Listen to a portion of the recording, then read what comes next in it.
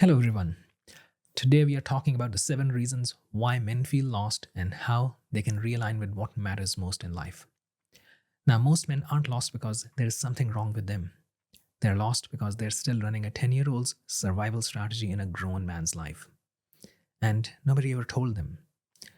Here's the thing, when you were young, approval wasn't just a nice to have, it was survival. If the adults around you were happy with you, your needs got met. You felt safe. So you learned fast to be good, to be quiet, and to not draw too much attention to yourself. Now, it wasn't weakness, it was intelligence. You adapted to your environment. But here's the thing, you're not 10 anymore. The adults whose emotions you were managing back then, they're probably not in your life anymore. But the strategy is still running your life quietly in the background, shaping every decision that you make. So, today I'm going to show you the 7 ways that these obstacles can show up in your life and what it takes to break free from them. Reason number 1, you were taught to be liked, not respected. That childhood strategy had one core rule: keep people happy and you'll be okay. So, you learned to avoid conflict, say yes when you meant no, and hide what you actually thought. You tried to manage everyone's emotions so the temperature in the room stayed comfortable. And it worked. People called you reliable, easy to be around, perhaps even a good guy. But here's what was quietly happening underneath. You run a meeting, you know the right answer, and you say nothing. Not because you don't know, but because you're already calculating whether speaking up will make someone uncomfortable. You agree to plans you don't want. You laugh at things you don't find funny. You shrink and you make yourself small. And then you go home and feel vaguely resentful without knowing why. It's that icky feeling, and you don't know where it's coming from. That's what being liked costs you, because being liked is fragile. The moment you disappoint someone, the approval disappears. And when your whole identity is built around being liked, you end up living in quiet fear. Respect is different. Respect doesn't disappear when you disappoint someone. Respect is built by doing what's right and not what keeps everyone comfortable. And it starts the moment you stop managing other people's perception of you. Reason number 2, you don't have clarity of purpose in your life. And here's why you've struggled with it. When you spent your childhood adapting to what everyone else needed, you never got a clear answer to the question, what do I actually want? So as an adult, you default to external signals. That is, what your parents think, what your boss expects of you, what society approves of you, and what your partner wants. And those things fill the space where your own life direction should be. A man without a clear purpose will compromise his values to stay comfortable every single time. But purpose isn't just a career or a goal, it's direction. It's knowing what kind of man you're building yourself into and being willing to disappoint people in service of that. A man with purpose can handle disapproval because he knows what he stands for.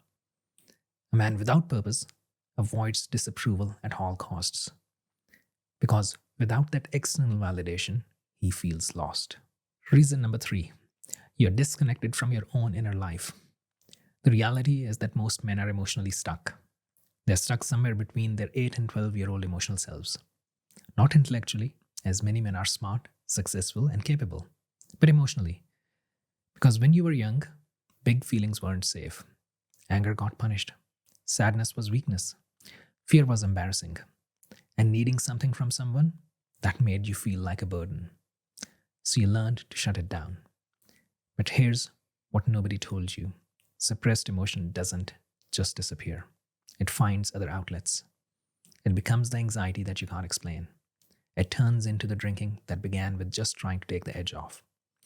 It shows up as the passive aggressive rage that comes out unconsciously at the people closest to you. The numbness that makes you wonder if there is something wrong with you.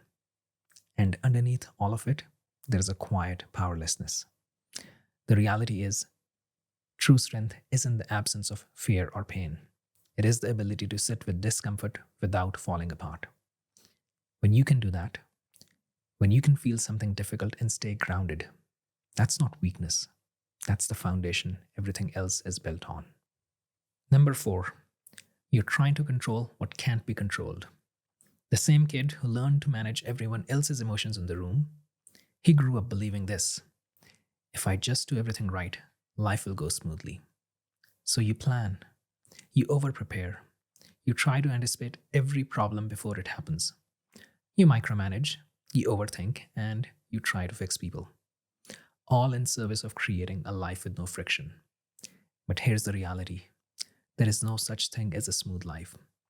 People are unpredictable, circumstances change, things fall apart.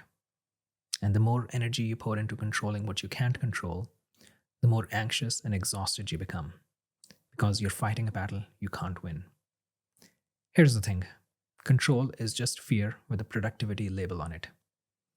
The shift isn't about giving up, it's about letting go of what you can't control and taking full responsibility for how you respond to whatever may come. You can't avoid the hard things in life, but you can learn how to handle them. Reason number 5: you don't have strong boundaries. Now, most men think boundaries are about aggression.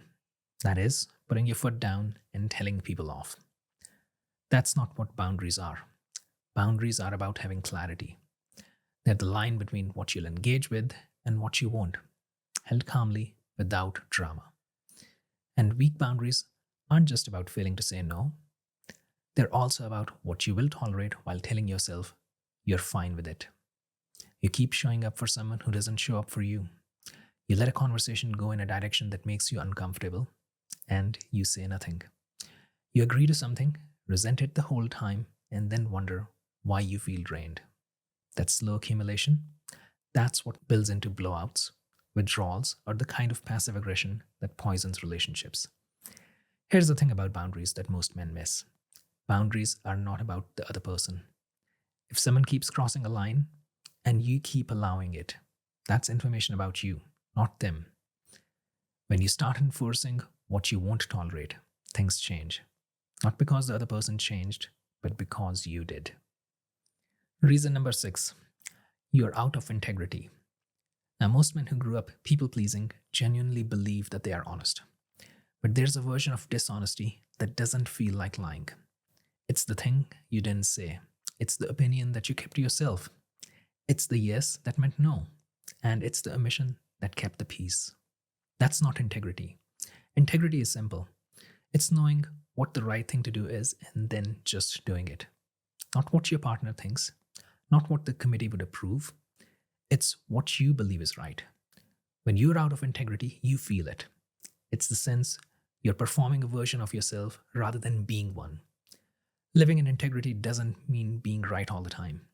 It means being honest about where you stand and being willing to act on it even when it's uncomfortable. That discomfort, that's not a sign you're doing it wrong. That's the cost of being a man of integrity who can actually be trusted. And that starts with yourself. Reason number 7: you're disconnected from other men. Now, this one doesn't get talked about enough. Many men grew up without strong male role models, disconnected from their fathers, and without men who modeled what a grounded, healthy man actually looks like. So they learned what it means to be a man from media, from performance, and through trial and error. And they ended up seeking external validation that they desired from relationships with women, which isn't fair to anyone. Here's the thing: men develop in the presence of other good men.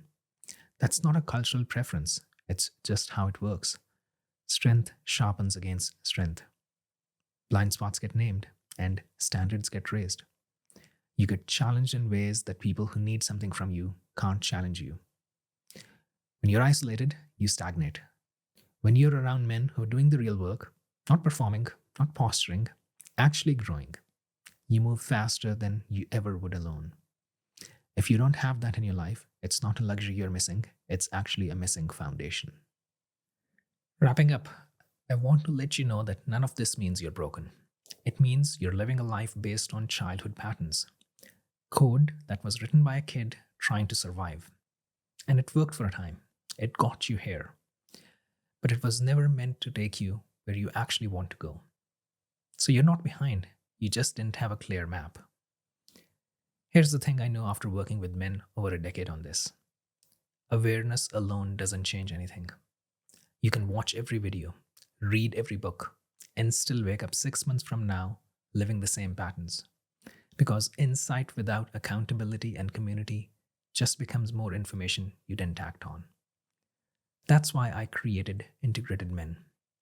It's a community for men who are done drifting, men who are tired of knowing what's wrong and still not changing it, men who want to do the real work side by side with other men who are doing the same. But before you get there, you need clarity on exactly where you're stuck. So the first step is to take a free assessment I designed specifically for this. It takes a few minutes, and at the end, you'll get a personalized breakdown of which patterns are actually running your life and what to address first. The link is below. Take the assessment, and if what you've heard today sounds like the work you've been waiting to do, the time is now. The men who changed their lives aren't the ones who had the most insights. They're the ones who actually took action.